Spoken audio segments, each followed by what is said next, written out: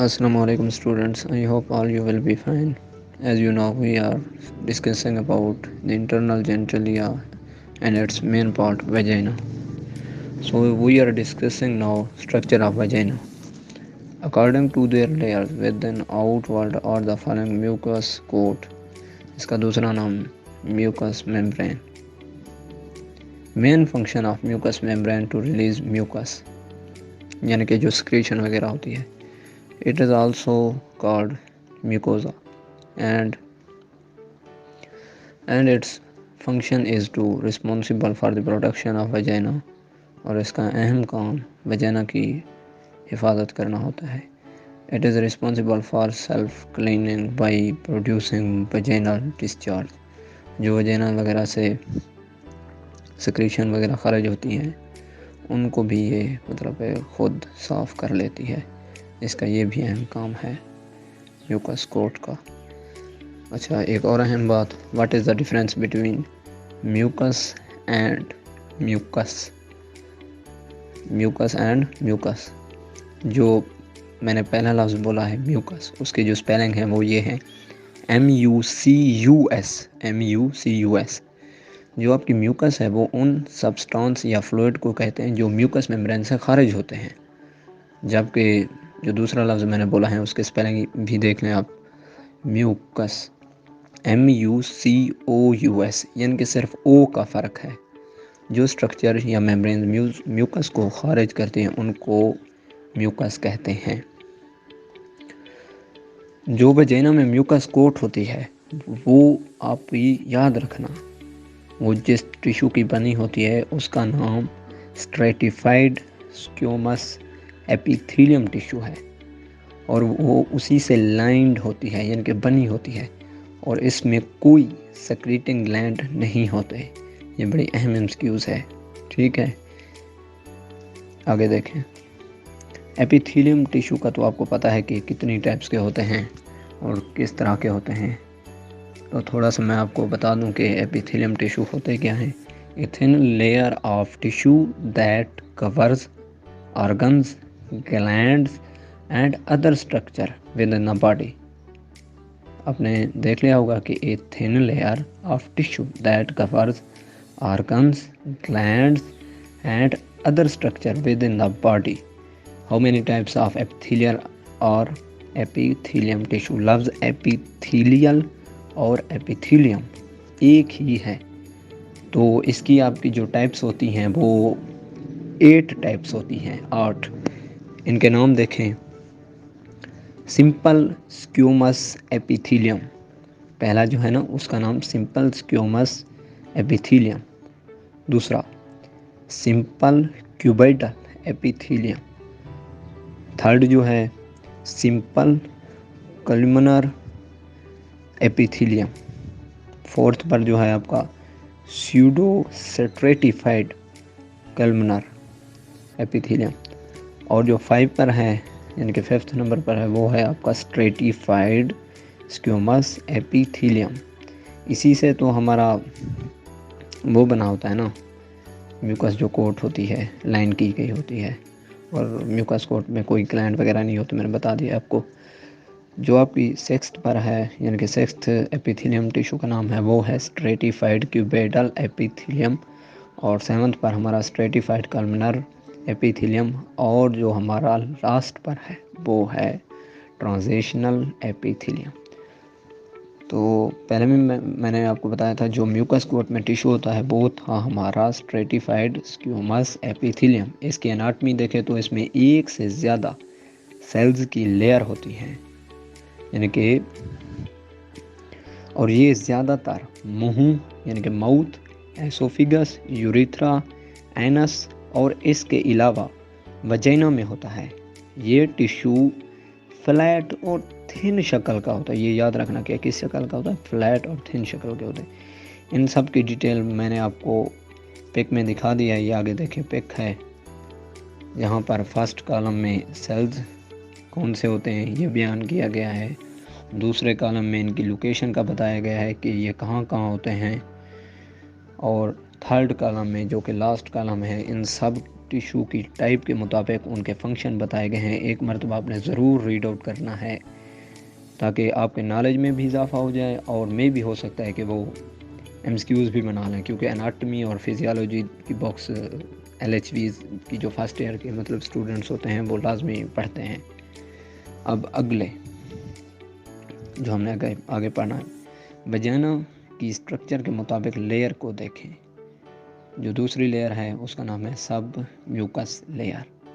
Lined यानी कि बनी होती है बाय लूज एल्व्यूलर टिश्यू। कौन से टिश्यू से सब म्यूकस लेयर बनी होती है? ये आपकी लूज एल्व्यूलर टिश्यू से।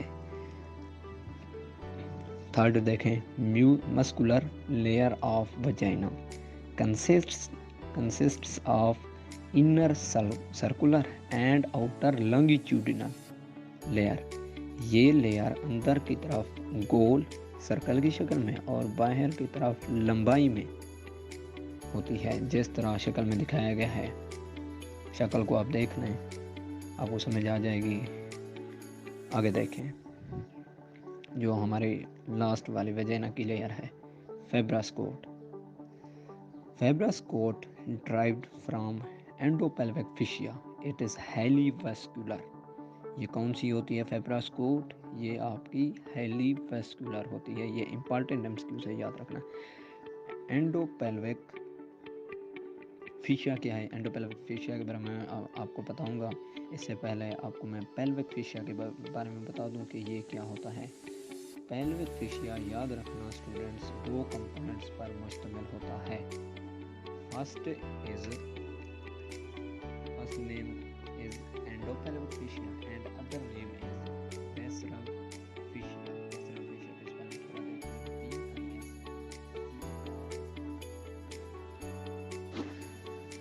एंडोपेल्विक फिशिया जो होता है वो बुनियादी तौर पर पेल्विक के जो मसल्स होते हैं उनको कवर्स करता है। पेल्विक का मतलब कूल्हे की हड्डी। और जो दूसरा फिशिया यानी कि विजरल फिशिया है, जिसके स्पेलिंग मैंने आपको बता दिए हैं, वो पेल्विक ऑर्गन्स को कवर करता है। और उसके अलावा इसका काम सप्लाइंग वेसल्स एंड नर्व्स, दोनों ये फिशिया पेल्विस यानी कि पेल्विक स्पोर्ट और इसके स्ट्रक्चर को बयान करते हैं।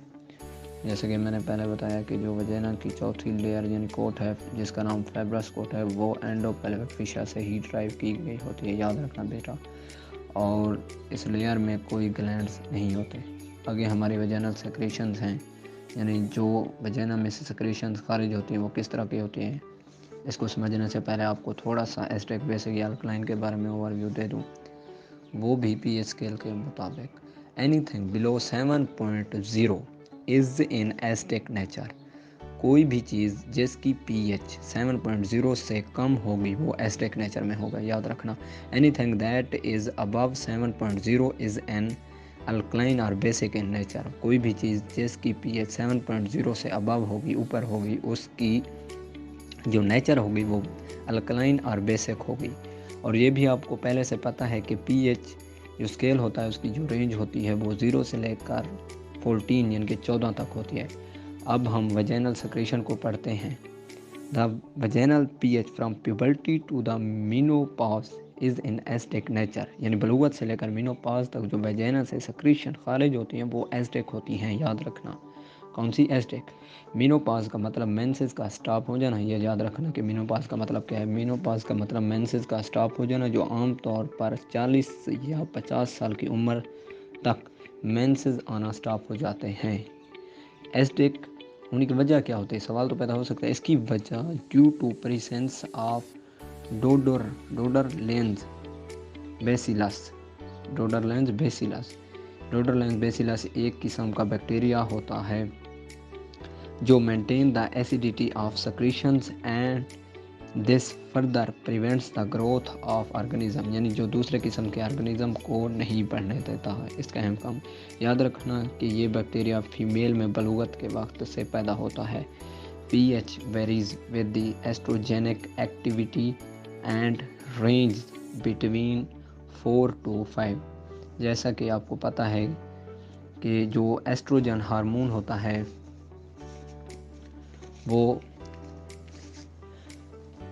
ओवरी से खारिज होता है। कहाँ से? ओवरी से। इस हार्मोन का फंक्शन रिप्रोडक्टिव सिस्टम में हेल्प करना है और ये भी याद रखना कि एस्ट्रोजेनिक जो एक्टिविटी के दौरान पीएच होती है वो 4 से लेकर 5 तक होती है। आगे हम ब्लड सप्लाई और लिम्फेटिक्स के बारे में पढ़ेंगे कि वजाइना में इनका क्या फंक्शन है या ये किस तरह की होती है। लेकिन अहम बात मैं आपको बता दूं कि मुझे उम्मीद है कि ये आपको पहले से पता होगा कि आर्टरीज, वेन्स, कैपिलरीज क्या होती हैं। थोड़ा सा ओवरव्यू दे दूं, फिर कल को हम अपना अगला टॉपिक पढ़ेंगे। तो पहले आप देखें, arteries carry blood from heart to the other organ of the body. ठीक है, जो आर्टरीज होती हैं वो हमारी ब्लड को कैरी करती हैं हमारे हार्ट से लेकर जिस्म के जो दूसरे ऑर्गन्स वगैरह हैं। वेन्स क्या है? Carries blood from other organs to the body to the heart, यानी कि दूसरे ऑर्गन से लेकर जो खून होता है वो हमारे हार्ट तक लाने वाली जो भी वेसल्स वगैरह होती हैं, ठीक है, उनको वेन्स कहते हैं। Capillaries the small blood vessels where transportation of the oxygenated and deoxygenated blood takes place are known as capillaries, यानी कि जहाँ पर गैसेस वगैरह का एक्सचेंज होता है, ऑक्सीजनेटेड और डीऑक्सीजनेटेड, उनको हम क्या कहते हैं? कैपिलरीज कहते हैं। उन ब्लड वेसल्स को जो बिल्कुल ब्रीक होती है और छोटी छोटी होती हैं, और शक्ल में भी आपको दिखाया गया है। तो स्टूडेंट्स, मुझे उम्मीद है कि आज का लेक्चर आपको बहुत अच्छा